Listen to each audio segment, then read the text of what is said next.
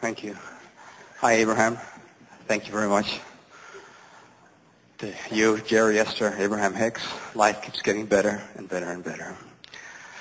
I work in an organization, and I'm interested in the vibrational aspect of life in an organization.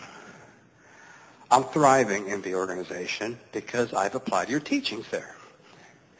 There was a movie called The Horse Whisperer, in which the main character vibrationally communicated with the horse and aligned the horse. The horse got better. There is a show called The Dog Whisperer, and it's about vibrational communication.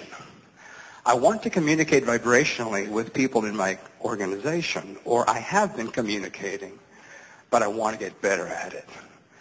Many of us work in that environment, and I see the law of attraction all over. People vibrate in and out of my office, my world. All kinds of things happen that I see the law of attraction in motion. And, because of your teachings, I'm thriving. I just want to thrive more because more is what it's all about. So how can I be the organizational whisperer? Well, the common denominator in all of those stories where someone understands well-being and then conveys it through whispering or through touching or through knowing to another, the common denominator in all of that is that the offerer of the message unequivocally knows it. In other words, there's no scattered vibration. The horse whisperer or the dog whisperer or the healer is looking to the vortex and seeing what is wanted and is finding vibrational alignment with that and knowing only that. In an organization, the organization has a vortex version also.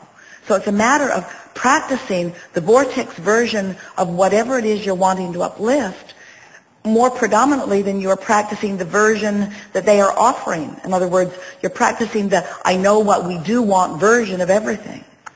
So the key to being an effective uplifter to anyone or to an organization is to tend to your own energy.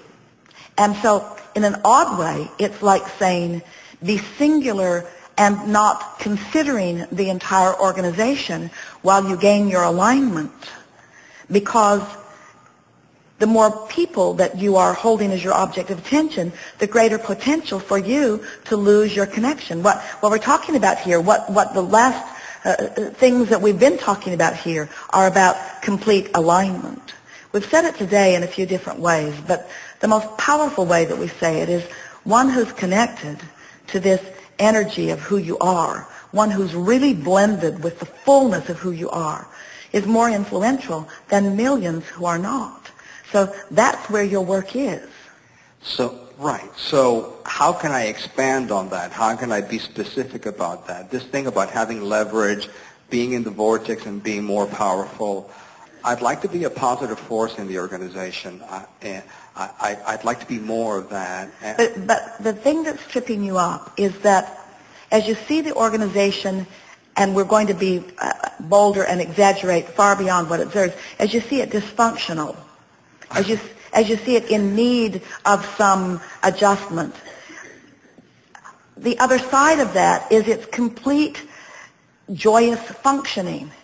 And you have to literally be blind to the dysfunction while you align completely with the functionality of it, so that there's no split energy within you, because when there's split energy within you, you whisper mixed messages and you get nothing done.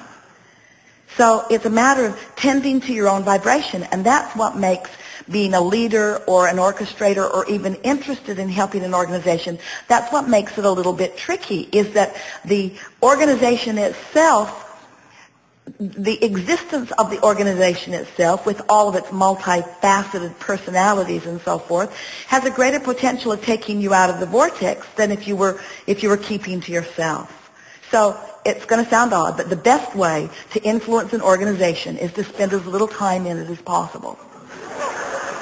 spend as little time going to the meetings and talking about the problems. In other words, just dabble in it enough to get the gist of what they want, and then you focus completely upon that so that you become that, as someone said today, a force to be reckoned with, you see.